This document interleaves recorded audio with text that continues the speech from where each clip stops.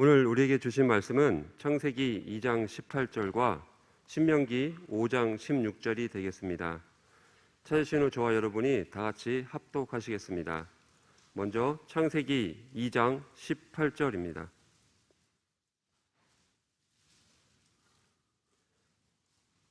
여호와 하나님이 이르시되 사람이 혼자 사는 것이 좋지 아니하니 내가 그를 위하여 돕는 배필을 지으리라 하시니라. 아멘.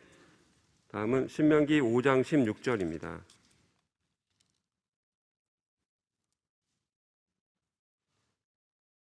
너는 내 하나님 여호와께 명령한 대로 내 부모를 공경하라. 그리하면 내 하나님 여호와가 내게 준 땅에서 내 생명이 길고 복을 누리리라. 아멘. 할렐루야. 이 새벽에 단잠을 깨우고 주의 성경에 나와 예배하시는 모든 분들을 주의 이름으로 축복합니다. 먼저 두 가지 광고 말씀을 올리고 오늘 주님의 말씀으로 은혜를 나누도록 하겠습니다. 먼저는 우리는 작은 자 한 사람을 통해서 천국이 어떻게 이루어지는가를 봐왔습니다. 지난주에 하나님 나라의 하나의 미랄로 사시던 정영 권사님께서 하나님의 부르심을 입었습니다.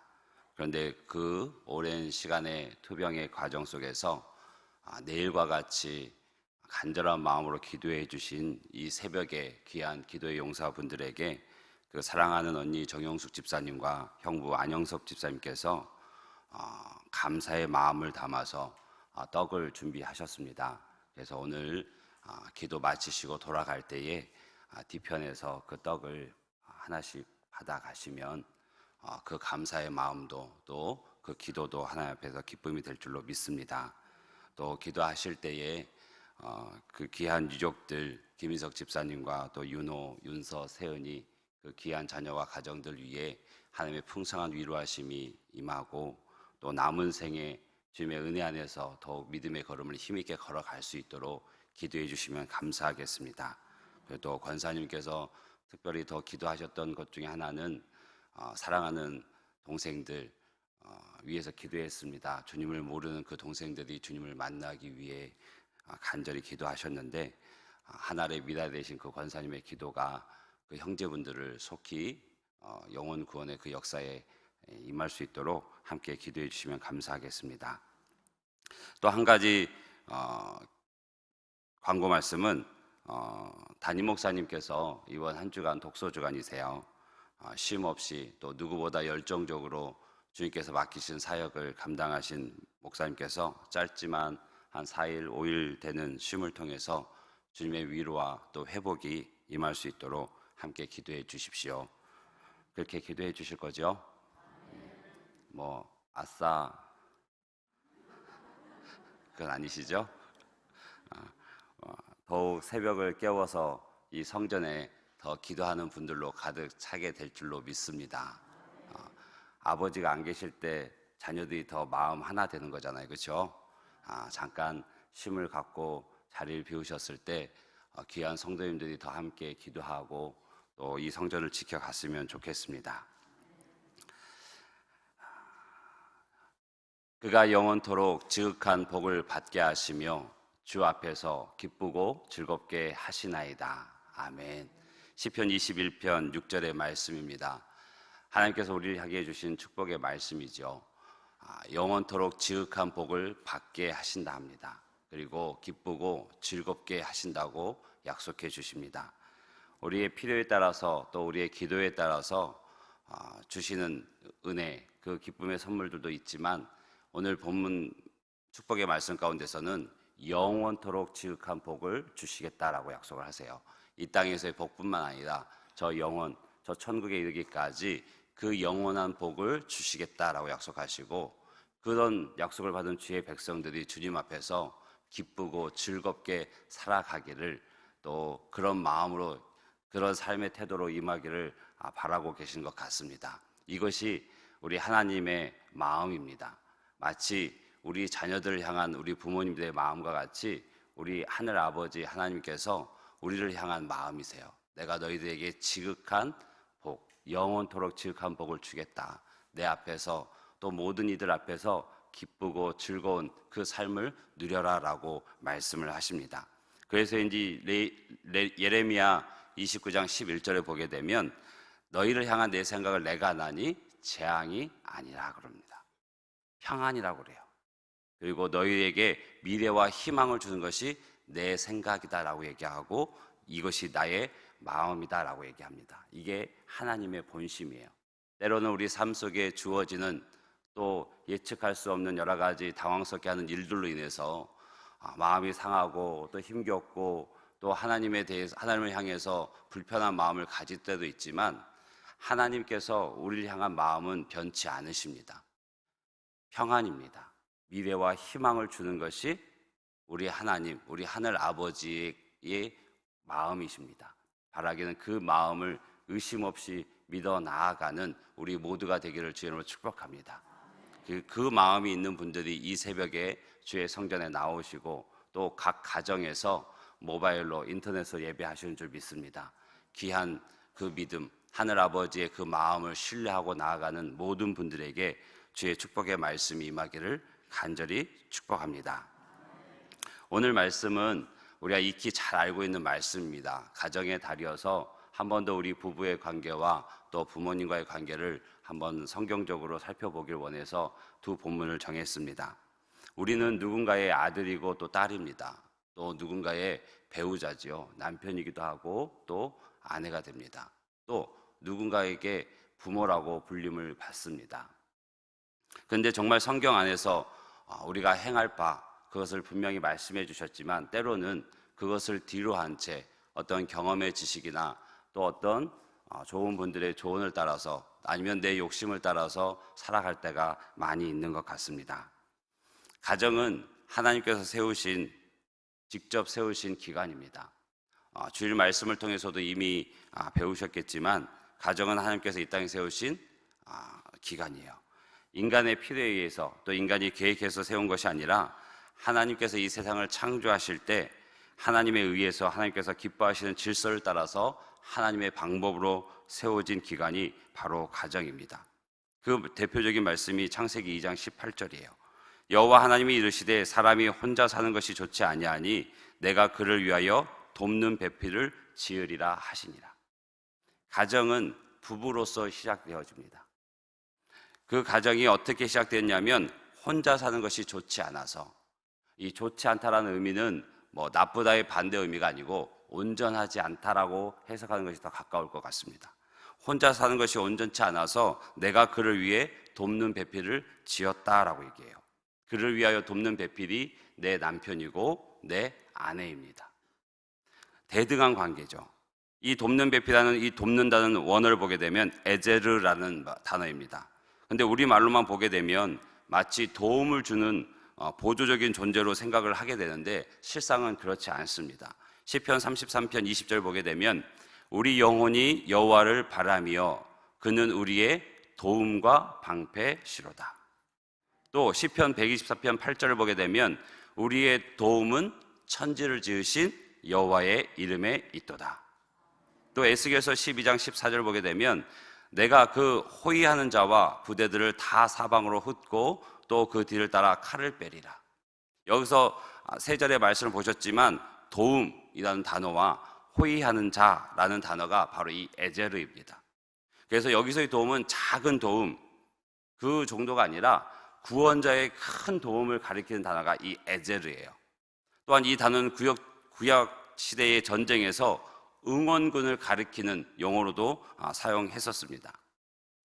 이 여호수아서 10장 6절을 보게 되면 기브온 사람들이 길갈 진영에 사람을 보내어 여호수아에게 전하되 당신의 종들 돕기를 에제르 더디게 하지 마시고 속히 우리에게 올라와 우리를 구하소서. 산지에 거주하는 아모리 사람의 왕들이 다 모여 우리를 치나이다 하매. 지금 이 상황은 어떤 상황이면 여호수아를 필두로 해서 이스라엘 백성들이 가나안을 정복하고 있는 과정이에요. 그 과정 속에서 승전보가 그 주변의 국가들에게 전해지고 있습니다. 그런데 이 기브온인 사람들이 이스라엘 백성과 화친을 맺었다는 소리를 듣고 상당히 불쾌하고 가만히 있어서는 안 되겠다 싶어서 예루살렘 왕을 중심으로 해서 5나라가 연합국을 형성합니다. 그래서 기브온을 치러 올라가요. 그럴 때 이 다급한 기브온 사람들이 길갈에 있는 여호수아에게 전가를 보냅니다. 지금 우리가 위태로운 가운데 있다. 우리를 도와주라 라고 길갈로 사람을 보내게 됩니다. 여러분, 한번 묵상해 보십시오.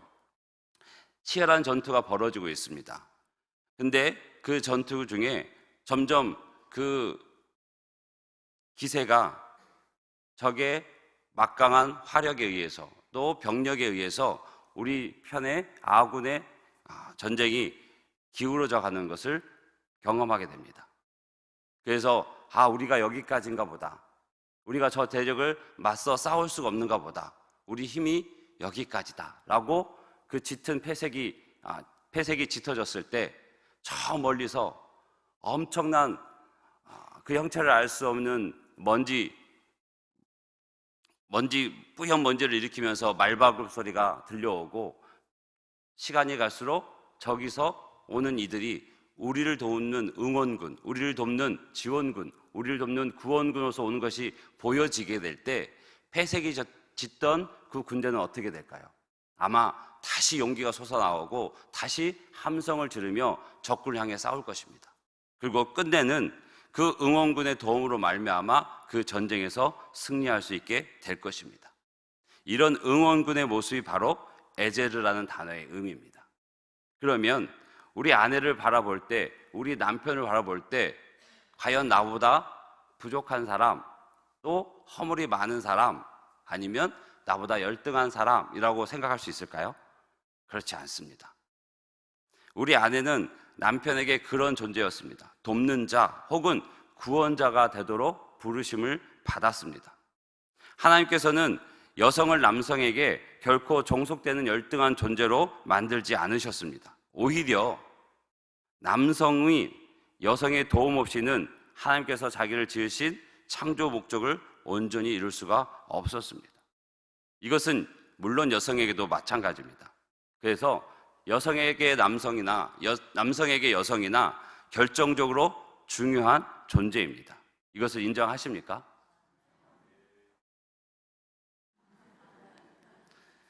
은혜로 인정하시기를 기도합니다.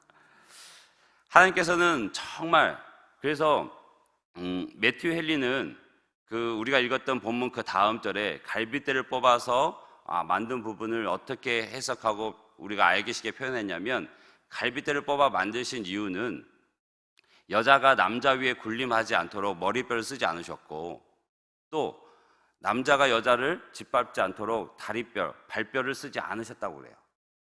또 이 허리, 갈빗대에서 그 뼈를 쓴 것은 남자와 동등하게 하기 위해서 갈빗뼈를 뽑았고, 또 그 위치가 남자의 팔 아래에 있어서 남자의 보호함을 받고, 또 심장 가까이에 있어서 남성의 사랑을 받도록 갈빗대를 쓰셨다라고 주석을 했습니다. 내 곁에 있는 아내, 그리고 또 내 옆에 있는 남편, 하나님께서 동등한 관계로 지어주신 부인 줄로 믿습니다. 나와 함께 온전한 가정을 이루기 위해서 보내주신 분임을 먼저 받아들이고 감사함으로 나아가는 이 새벽이 됐으면 좋겠습니다. 그런데 우리가 잘 아시다시피 남자와 여자는 다른 특성들을 가지고 있습니다. 하나님께서 인간의 본성을 주셨지만, 공통된 본성을 주셨지만, 또는 각기 다르게 창조를 하셨습니다. 그래서 남편에게 방금 우리가 인정해 갔듯이 아내에게 다름을 인정해야 되고, 아내는 남편의 다름을 인정하는 것이 먼저입니다. 그래서 그 다름을 통해서 인정하고 그들을 축복하며 감사하며 나가지만, 우리가 살아가다 보면 어쩔 수 없는 그 결점들이 보여요.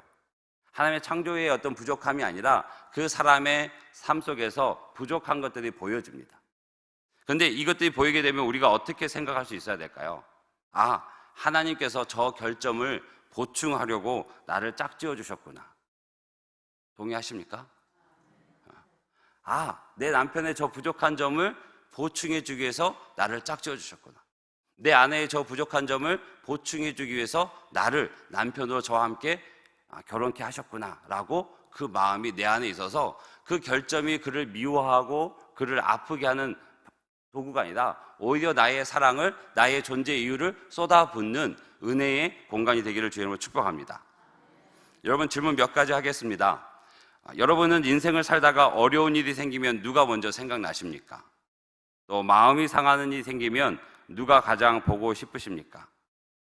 또 누군가에게 소외받고 있어서 외롭다고 느껴질 때 누가 생각나십니까?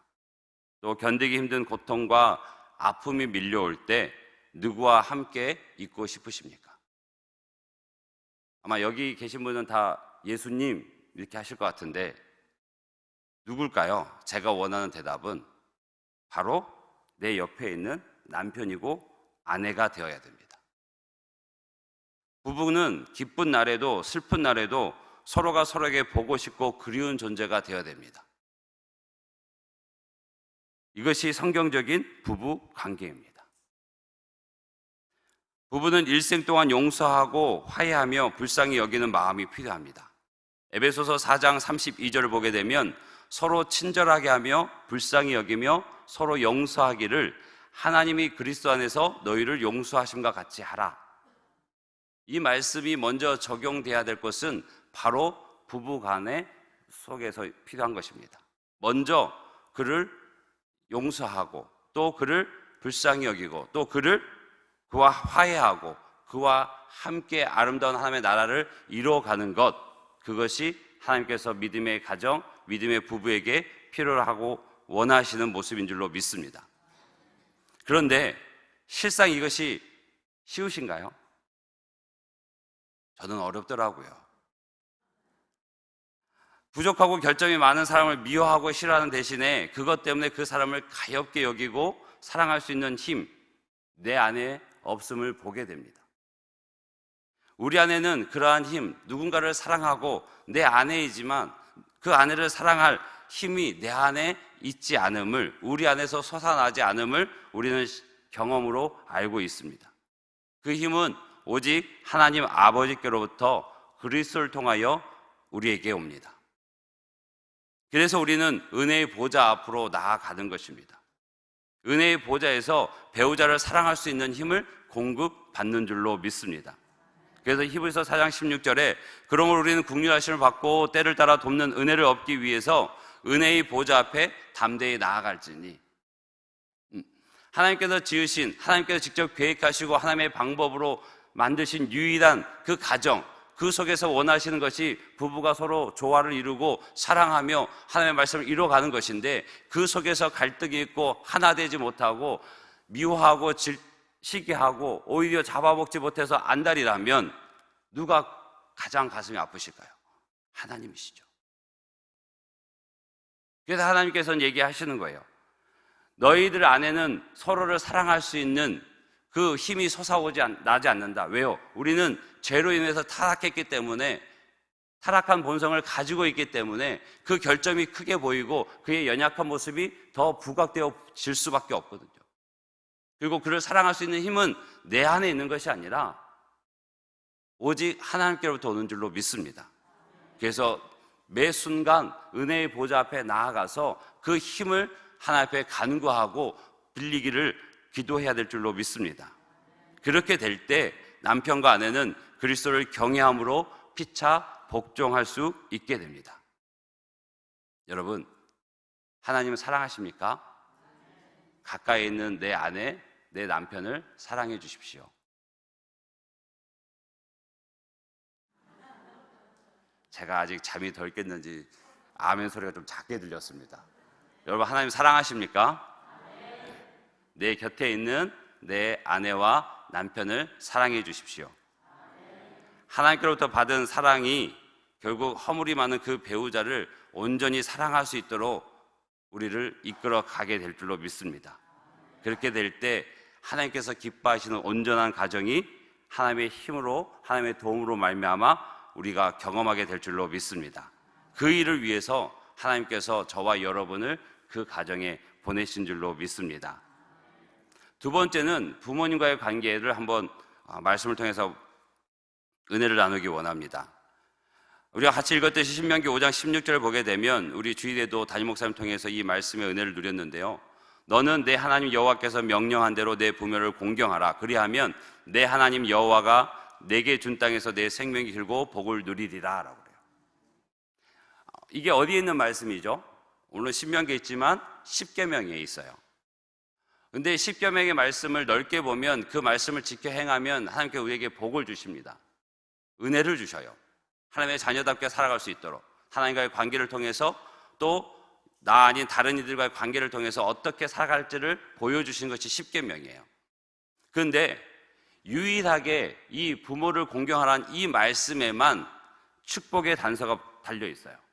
즉 네가 이 말을 지키면 이거 줄게 라는 조건을 걸고 있으세요. 내게 준 땅에서 내 생명이 길고 복을 누리리라 라고 얘기하세요.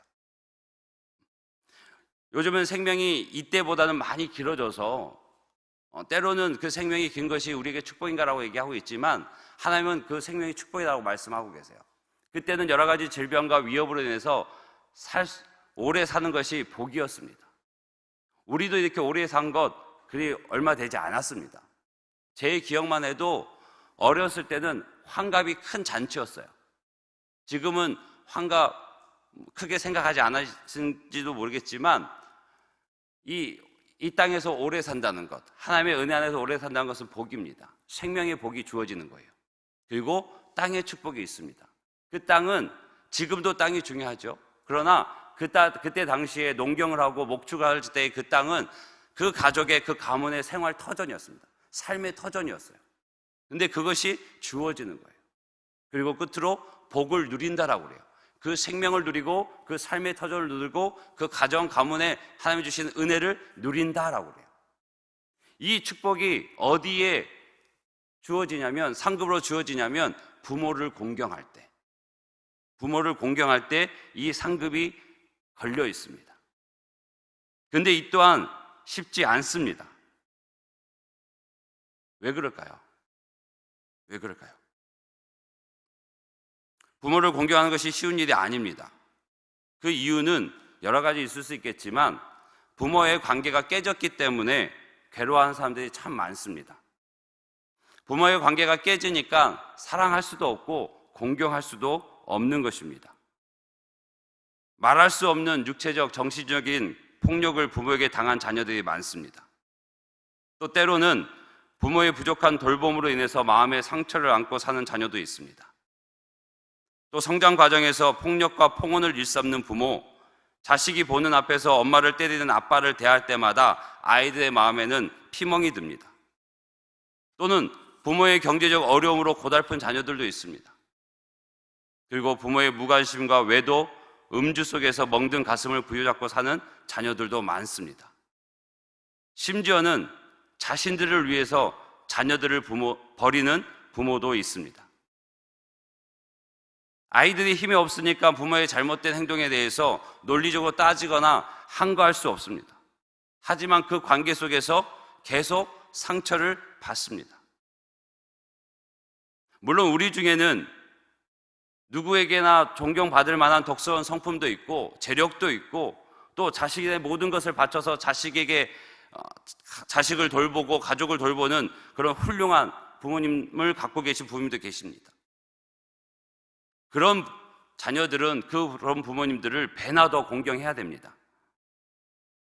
그러나 이렇게 훌륭한 부모가 아니라 자녀에게 많은 상처와 고통을 준 부모라면 어떻게 해야 할까요?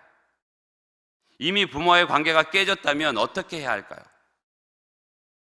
그 자녀가 어떻게 부모를 공경할 수 있을까요? 머리로는 부모를 공경해야 함을 압니다. 그런데 마음의 상처는 쉽게 지워지지 않습니다. 세월이 오래 흘러도 마음의 상처는 잊히지 않습니다. 이것은 논리적으로 설득해서 해결할 문제도 아니고 때로는 수십 년 전의 일이 마치 어제의 일처럼 떠올라서 참 힘들게 하는 일들도 있습니다. 여기서 우리가 진지하게 하나님 편에 나아가서 고민하고 또 기도할 부분이 나옵니다. 바로 상처와 용서의 문제입니다. 여러분들은 어떤 부모님 아래서 성장하셨고 또 그 부모님을 향해서 어떤 마음을 가지고 섬기고 계십니까? 연로하신 부모님들을 그 생활비를 대어드리고 또 필요한 것을 채워드림으로 그 의무를 다했다고 생각을 하십니까? 혹여 그 안에 정말 부모님을 사랑하는 마음, 공경하는 마음 없이 외적인 의무로 감당함을 통해서 나는 다했다라고 생각을 하십니까? 그것은 하나님 앞에 위선입니다. 그것은 또 다른 죄입니다. 하나님께서도 마음이 담기지 않은, 온전하지 않은 재물은 받지 않으십니다. 재물보다 중요한 것이 마음이죠. 마음이 담긴 정성스러운 예물을 하나님께서 받으시는 겁니다. 우리 부모님을 향한 섬김도 마찬가지입니다. 마음이 담긴, 사랑하는, 공경하는 그 마음이 담긴 섬김이 있을 때 그것이 하나님이 기뻐하시는 섬김이고 공경입니다. 그런데 그것조차 할 수 없는, 외적으로 섬길 수밖에 없는 경우도 있더라고요. 내 안에 상처가 너무 커서 그 상처가 아직 치유되지 않아서, 그러나 사회적으로, 가정적으로 부모님을 섬겨야 되는 그 도리는 하고 있지만 여전히 그 아픈 상처를 부여잡고 있는 많은 사람들이 우리 주변에 있다는 것입니다.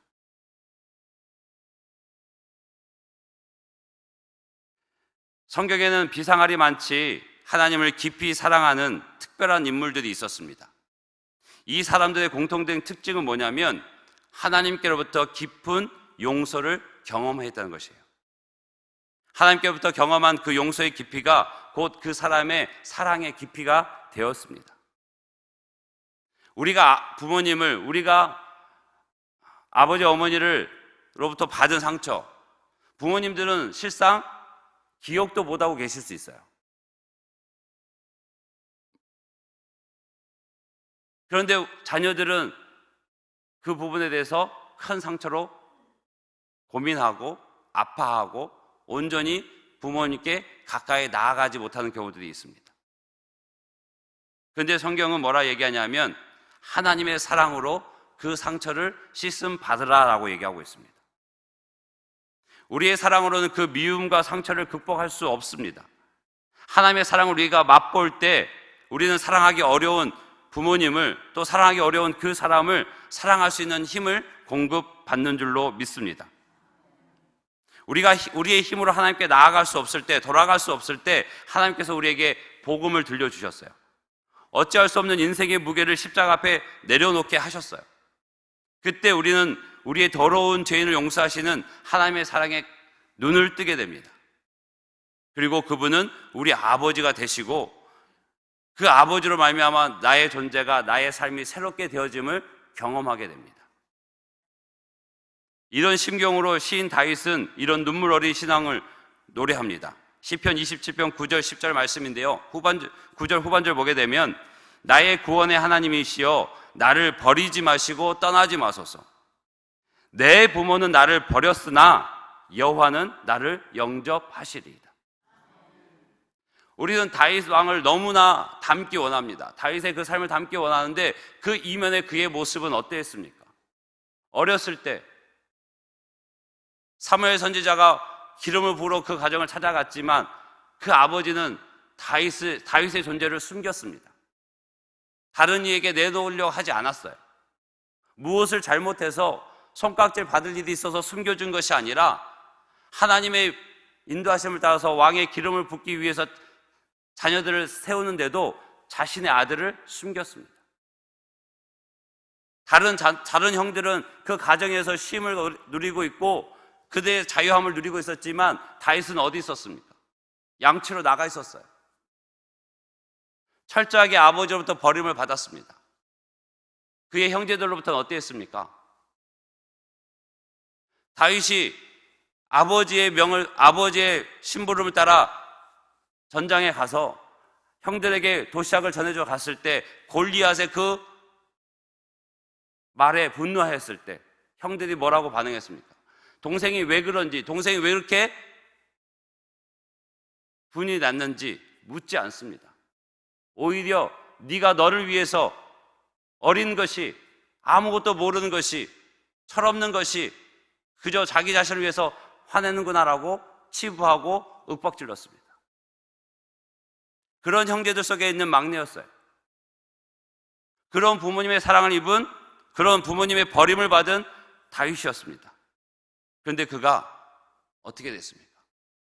하나님의 사랑을 덧입을 때, 하나님의 사랑을 덧입을 때 그 모든 것은 문제가 되지 않았습니다.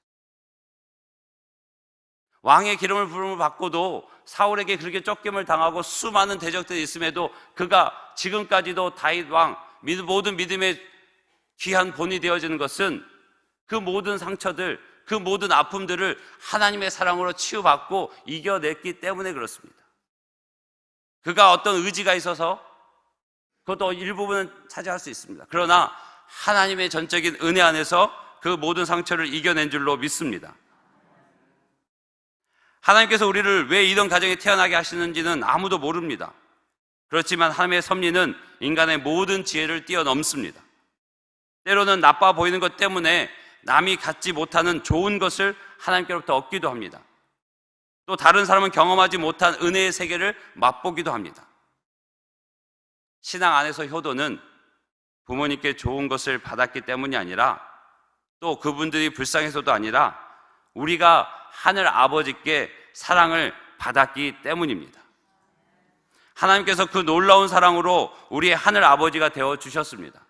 그래서 육체의 아버지께서 받지 못한 사랑을 넘치도록 채워주셨고, 육체의 어머니로부터 받지 못한 돌봄을 베풀어 주셨습니다. 그리고 우리에게 부모를, 너를 있게 한 그 부모를, 너의 뿌리 된, 너의 근본된 그 부모를 사랑하라라고 말씀하시는 겁니다. 여러분의 가정이 상처투성이이십니까? 아버지를, 어머니를 사랑할 수 없고 공경할 수 없으십니까?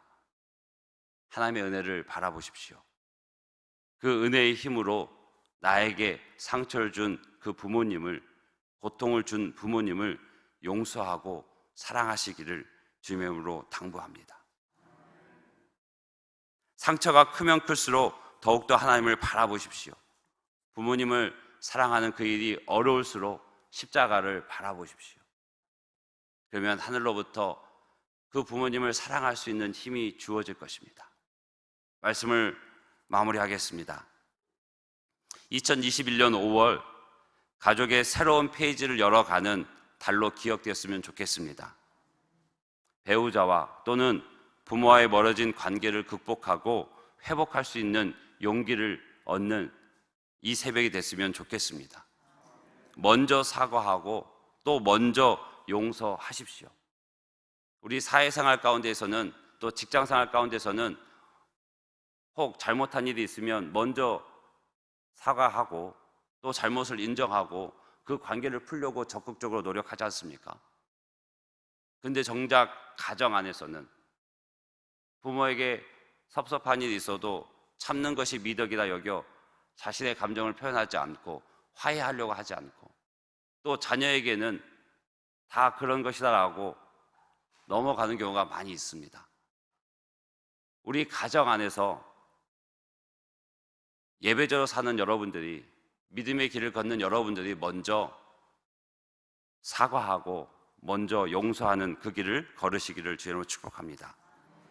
가족은 무엇인가 내게 유익한 것을 해주었기 때문이 아니라 그 자체로서 소중한 사람들입니다. 그저 그렇게 존재하는 것만으로 충분히 고마운 존재가 바로 가족입니다. 허물 많은 배우자, 있는 모습 그대로 사랑해 주십시오. 너무 큰 기대는 하지 마십시오. 우리 모두가 죄가 있는 인간일 뿐입니다. 혹 결점을 발견했다면 바로 그 결점 때문에 하나님께서 배우자의 모자라는 부분을 보충하라고 온전한 사람이 되도록 나를 돕는 배필로 보내셨구나. 여러분의 부족한 남편의 아내로, 또 여러분의 부족한 아내의 남편으로 불러주신 줄 믿습니다. 또 지난날에 부모님께로부터 받은 가슴 아픈 상처들을 여전히 갖고 계시다면 하나님 앞에 내어놓고 하나님께로부터 위로와 사랑을 덧입어서 그 부모를 용서하는 우리 모두가 되기를 주의 이름으로 축복합니다.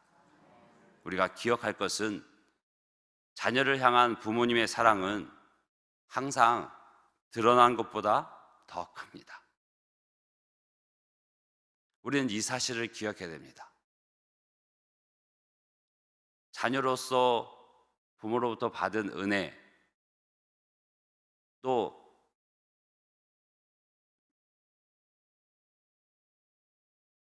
사랑들,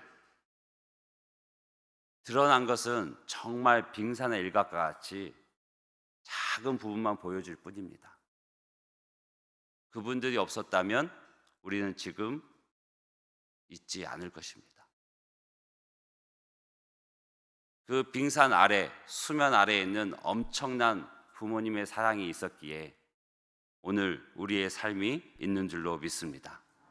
이 사실을 기억하고 우리 부모님께로부터 가슴 아픈 상처가 여전히 남아있다면 하나님께로부터 힘을 받아 부모님을 용서하고 더 가까이 나아갈 수 있는 우리가 되기를 주님으로 축복합니다. 우리 모두는 하나님의 은혜로 오늘을 선물로 받았습니다. 아직 관계를 회복할 기회가 남아 있습니다. 아직 사랑할 기회가 남아 있습니다. 우리들의 가정이 회복되는데 우리가 하나의 미랄이 되기를 간절히 주님의 이름으로 축복합니다. 우리가 이 시간 기도할 때 말씀을 통해서 내게 주신 그 기도의 제목을 붙잡고 기도했으면 좋겠습니다. 더불어 좀 함께 중보하고 싶은 것은 이 5월 가정의 달에 정말 기뻐하고 즐거워할 가정들 속에 그렇게 기뻐하고 즐거워할 수 없는 가정들이 많이 있습니다. 그들의 아픔까지도 우리가 함께 중보했으면 좋겠습니다. 가정들이 온전히 말씀 위에 그 화목함과 평화를 되찾을 수 있도록 우리 자녀들 혹은 우리 지체들의 그 가정이 온전히 세워질 수 있도록 함께 기도해 주시고, 또 여전히 질병 가운데 있는 우리 환우들이 있습니다. 그들에게 하나님의 치유와 회복의 은혜가 임할 수 있도록, 그래서 다시 주의 성전에 나와서 함께 예배하고 주의 기쁨을 노래할 수 있는 그날이 속히 오도록, 그리고 이 새벽에 갖고 나오신 개인의 기도 제목을 가지고 우리 함께 기도할 텐데 주의 이름 한번 간절히 부르고 기도하겠습니다. 주여, 살아계신 역사하시는 아버지 하나님, 주의 은혜 안에서 믿음의 길 걷는 모든 하나님의 백성들, 그 귀한 걸음걸음을 주님께서 여기까지 인도하여 주심을 감사합니다. 우리의 모든 삶의 자리 속에서 하나님을 영화롭게 하는 그 믿음의 길을 중단 없이 힘있게 걸어갈 수 있도록 은혜 위에 은혜를 더하여 주시옵시고,